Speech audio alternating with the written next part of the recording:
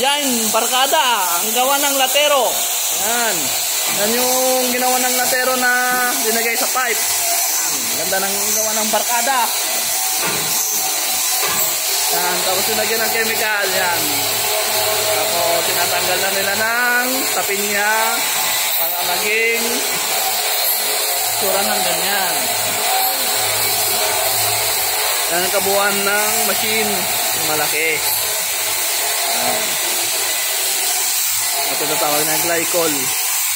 CO2. Yan. Yan naman yung 507 na prion na chinerging po sa machine. Guys. Bali malapit na ito matapos at matetestik muna natin kung gaano kalamig at maganda yung kanyang temperature.